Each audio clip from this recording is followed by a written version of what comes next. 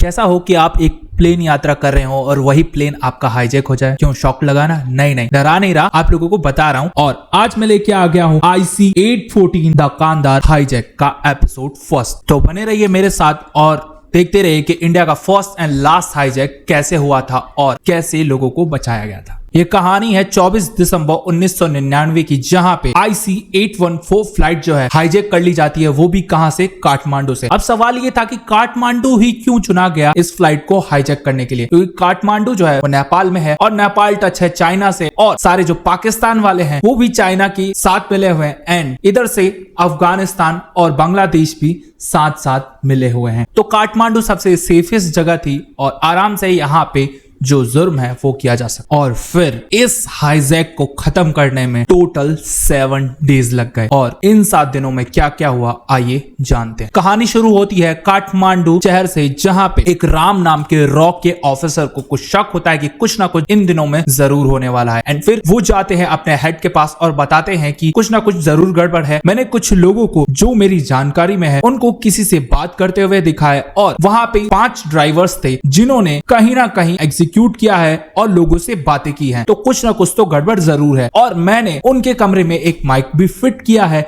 जिस वजह से मुझे कुछ ना कुछ क्लू मिला है। एंड वो बातें ये होती हैं कि जनाब आप नहीं जाएंगे प्लेन में और ये रिस्की हो सकता है, आपकी ट्रेनिंग भी नहीं हुई है। एंड फिर जो इंसान जाने की जिद कर रहा होता है वो गलती से नाम ले लेता है उस इंसान का, और वो कहता है प्लीज मेरा नाम मत लीजिए, एंड ये बात हमारी सीक्रेट है। फिर होता यह है, राम को शक होता है, वो अपने हेड को बताता है, पर उसका हेड जो है वो कुछ करता नहीं है और वो कहता है कि ठीक है तुम्हें जैसा अच्छा लगे वो करो। एंड राम बार बार बोल रहा होता है कि कुछ ना कुछ तो जरूर गड़बड़ है। अब दिखाया जाता है एयरपोर्ट की कहानी, जहां पे सारे जो पैसेंजर्स हैं एयरपोर्ट में रेस्ट कर रहे होते हैं, क्योंकि आज IC-814 जो है वो डिले थी। इस वजह से ज्यादा टाइम लग रहा था और जो सारे हाईजैकर्स हैं वो आ चुके थे उस एयरपोर्ट पे। अब दिखाया जाता है कैप्टन शहारन देव को। शहारन देव जो है वो इस फ्लाइट को फ्लाई करने वाले हैं, एंड वो कहते हैं कि मैं अपनी फैमिली को हैदराबाद कॉल करके आता हूं। तभी वहां पे एक एयर होस्टेस भी बोलती है कि मुझे भी अपने डैड को कॉल करना है, चलिए मैं आपके साथ चलती हूँ।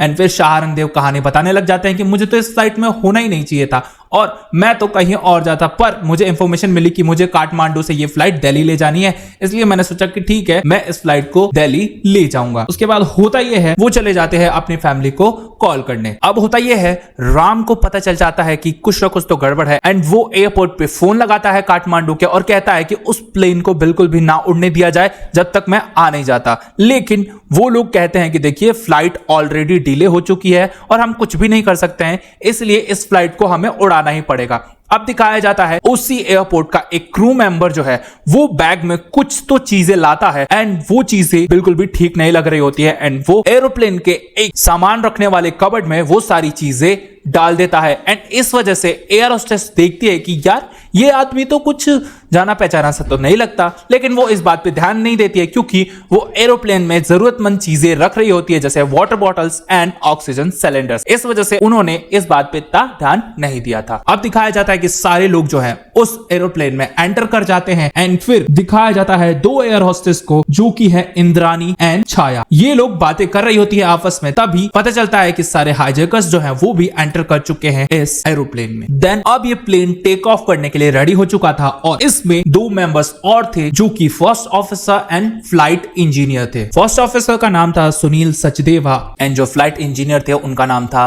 राजेंद्र नांजिया। अब होता यह है राम एयरपोर्ट वालों को बोल रहे होते हैं कि प्लीज उस एरोप्लेन को मत उड़ने दिया जाएगा, लेकिन यहाँ पे वो लोग मानते नहीं है क्योंकि फ्लाइट ऑलरेडी डिले हो चुकी होती है। अब इधर होता यह है हमारे जो कैप्टन है वो इस फ्लाइट को उड़ाने के लिए बिल्कुल रेडी हो जाते हैं, एंड फिर रनवे पे ये प्लेन जो है वो रन करने लग जाता है। राम आते तो हैं एयरपोर्ट भाग के, पर सो बैडली ये एरोप्लेन जो था वो अब हवा में उड़ चुका था। उसके बाद होता यह है सारे हाईजैकर्स जो है वो उठते हैं, अपने अपने साथियों को एक आदमी मिठाई का डिब्बा बांटता है, एंड तभी होता यह है एक बंदा है जिसका नाम चीफ होता है, वो जाता है एक आदमी के पास और कहता है कि क्या हम हाईजैक कर लें। एंड फिर उनको परमिशन मिलती है, सारे लोग गन्स निकाल के पहुंच जाते हैं लोगों के पास। साथ साथ जो चीफ होता है वो पहुंच जाता है पायलट्स के पास और कहता है कि ये प्लेन हाईजैक हो चुका है, इसको उड़ाते रहो और जब तक हम इंफॉर्मेशन ना दे तब तक इसको लैंड मत करना, हमारा परमिशन मिलेगा तभी इसको लैंड करना, वरना हम इस प्लेन को ग्रेनेड से उड़ा देंगे। एंड सारे लोग जो हैं वो भी हाईजैक हो जाते हैं, सब लोग डर जाते हैं और चिल्लाने लग जाते हैं। यहां पे जो हाईजैकर्स है वो लोगों को मारने लग जाते हैं और बहुत सारे लोग जो हैं वो चोटिल भी हो जाते हैं। अब होता यह है, चीफ जो है वो कुछ समझ नहीं पाता है और वो कहता है कि इस प्लेन को हम काबुल ले जाएंगे। अब होता यह है, कैप्टन बोलते हैं देखिए इतना फ्यूल तो है नहीं हमारे पास, हम काबुल नहीं जा सकते। लेकिन अब वो मानता नहीं और कहता है इसको उड़ाते रहो और काबुल लेके जाओ। कैसे नहीं हो सकता, ये होके रहेगा। एंड देन सारे जो प्लेन के कैप्टन है वो बोल रहे होते हैं देखिए ऐसा बिल्कुल नहीं हो सकता है। प्लेन का इंजीनियर है वो भी कह रहा होता है कि फ्यूल है ही नहीं तो हम कैसे ले जा सकते हैं। देन होता ही है, वहां पे एक आदमी आता है और कहता है कि चलिए इसकी अल्टरनेट लोकेशन बताइए कि ये प्लेन कहां लैंड करेगा। एंड देन ये लोग चौंक जाते हैं कि इसको ये सब कैसे पता। तब वो जो बंदा है वो काफी ज्यादा नॉलेजेबल इंसान है एंड वो फ्लाइट के बारे में बहुत सारी चीजें जानता है। एंड देन वो कैप्टन से कहता है कि सब चीज अब स्पीकर पे बात होगी और सबको बताया जाएगा कि ये प्लेन हाईजैक हो चुका है। तब जब स्पीकर पे उन्हें एक कमांड आती है तब वो टेररिस्ट बोलता है कि ये प्लेन हाईजैक हो चुका है, जाओ जिसको बताना है बता दो और हम इस प्लेन को काबुल ले जा रहे हैं। एंड देन होता यह है, सारी बात सीक्रेटली बताई जाती है रॉ और इंटेलिजेंस ब्यूरो को। एंड देन होता यह है, हाईजैकर्स जो है सबको बोल देते हैं कि सर अपना नीचे कर लो और कोई भी अगर सर उठाए तो उसे भून दिया जाएगा। जो हाईजैक वाली बात है सबसे पहले पता चलती है न्यूज रिपोर्टर्स को। एंड न्यूज रिपोर्टर्स सोचते हैं कि क्यों ना हम इसको अपनी न्यूज में छाप दे ताकि लोग जो है वो चौकन्ने हो जाए। लेकिन ऐसा होता नहीं है और शालिनी चंद्रा जो है जो इंडियन हेडलाइंस की एडिटर थी वो मना कर देती है एंड वो फोन लगाती है अपने चाचा के पास जो कि रॉ में है। पता चलता है joint secretary of raw member है ये उनके चाचा और इनका नाम होता है राजन मिश्रा। और इनको पता चलता है कि प्लेन जो है वो हाईजैक हो चुका है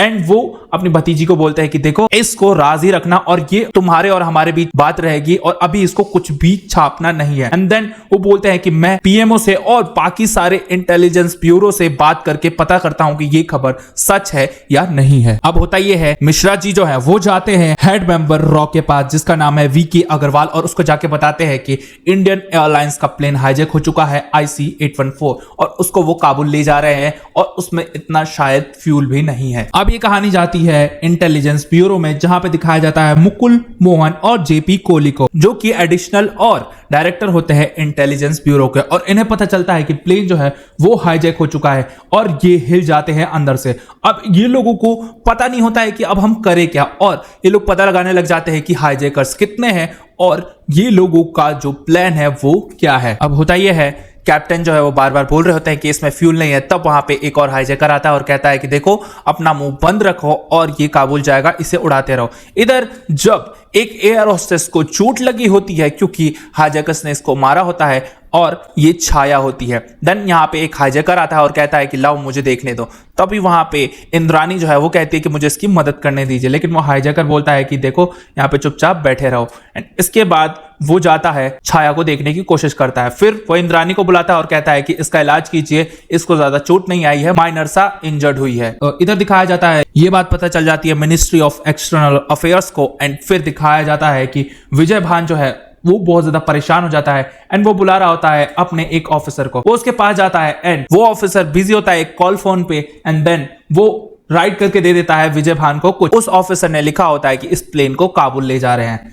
अब होता यह है, हमारे जो कैप्टन है वो बात करने की कोशिश करते हैं अपने पैसेंजर्स से, लेकिन चीफ जो है वो डांट रहा होता है कि भाई तू किससे बात कर रहा है, किससे बात कर रहा है। एंड देन वहां के कैप्टन बोलते हैं कि देखो मुझे अपने पैसेंजर से बात करनी पड़ेगी और ऐसा आप बिल्कुल भी नहीं कर सकते। एंड देन होता यह है, कैप्टन बोलते हैं कि देखो मैं कैप्टन बोल रहा हूं और ये फ्लाइट जो है वो हाईजैक हो चुकी है, तो जैसा हाईजैकर्स बोले प्लीज वैसा कीजिए वरना हमारे लिए और आपके लिए दिक्कत की बात हो जाएगी और मैं नहीं चाहता कि किसी को भी प्रॉब्लम हो और हम जल्दी ही घर पहुंच जाएंगे, ये प्रॉमिस है मेरा आपसे। अब हमारे जो कैप्टन है उनको अपनी फैमिली याद आ रही होती है लेकिन वो इग्नोर करते हैं और कहते हैं कि ठीक है पहले मेरे जो पैसेंजर्स है वो मेरी फैमिली है और शायद मैं उनको बचा सकता हूं। रॉ और इंटेलिजेंस ब्यूरो और एक्सटर्नल अफेयर्स सब मिलकर पता लगाते हैं कि इन हाईजैकर्स ने क्यों ये प्लेन हाईजैक किया है। एंड फिर इनको थोड़ा गट फीलिंग होती है कि मसूद नाम का जो बंदा है वो बंद है जम्मू की एक जेल में और मसूद जो है वो काफी ज्यादा खतरनाक इंसान है। इसके साथ साथ इसका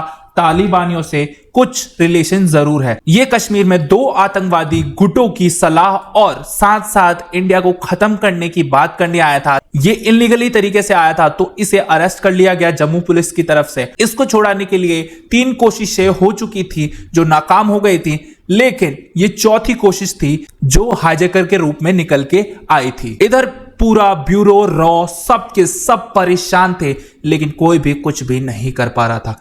इसके साथ साथ होता यह है, हमारा जो कैप्टन है वो कहते हैं कि प्लीज हमें लैंड करनी दीजिए, वरना ये प्लेन जो है वहीं क्रैश हो जाएगा और हम नहीं जा सकते काबुल, आप समझने की कोशिश कीजिए। पर हाईजैकर्स जो है वो समझ ही नहीं रहे होते हैं। एंड देन होता यह है, ये जो एपिसोड है यहीं खत्म हो जाता है। तो अगले एपिसोड में क्या होगा ये देखने के लिए बने रहिए मेरे साथ। आप लोगों को ये एपिसोड अच्छा लगा तो प्लीज इस वीडियो को लाइक कीजिए, चैनल को कीजिए सब्सक्राइब और साथ साथ प्लेलिस्ट आपके सामने आ रही है, क्लिक कीजिए, एंजॉय कीजिए।